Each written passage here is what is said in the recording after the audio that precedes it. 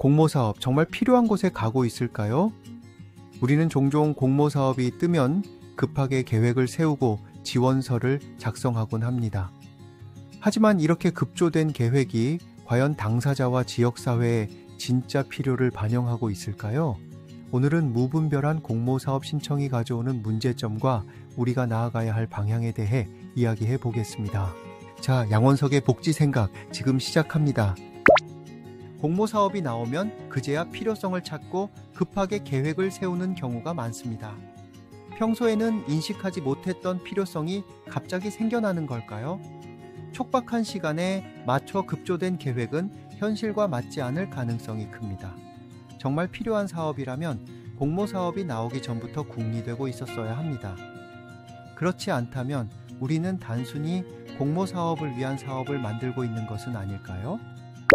무분별한 공모사업 신청은 정말 필요한 곳이 배제되는 문제를 초래합니다. 공모사업의 목적과 부합하는 곳에 자원이 가야 하지만 경쟁이 치열해지면서 필요성이 덜한 곳에서도 무리하게 신청하는 경우가 많아집니다.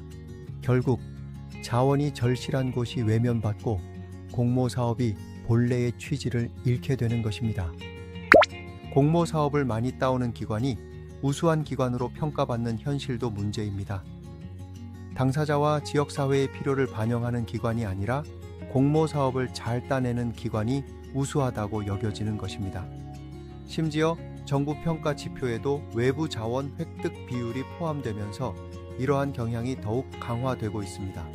하지만 기관은 당사자와 지역사회를 위한 수단이지 자체적인 생존을 위해 존재하는 것이 아닙니다.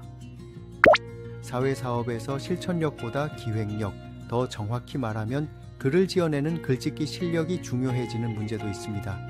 물론 글쓰기 실력은 필요하지만 이는 평소 현장에서 문제의식을 갖고 고민한 결과로 나와야 합니다. 하지만 공모사업을 따내기 위해 시간에 쫓겨 글을 지어내는 것에 가까운 글짓기는 현실과 동떨어진 사업을 양산할 위험이 큽니다. 실천보다 궁리해서 쓰는 글쓰기보다 글짓기가 우선시되는 구조는 반드시 제고해야 합니다. 정리하겠습니다. 공모사업은 당사자와 지역사회의 필요를 반영해야 합니다. 하지만 현실에서는 기관의 필요에 의해 무분별하게 신청되는 경우가 많습니다. 우리는 공모사업을 위한 사업이 아니라 진짜 필요한 사업을 고민해야 합니다. 이제는 공모사업 사냥을 멈추고 당사자와 지역사회의 진짜 필요를 중심에 두는 사회복지를 실천해야 할 때입니다. 자, 여기까지입니다. 양원석의 복지생각이었습니다.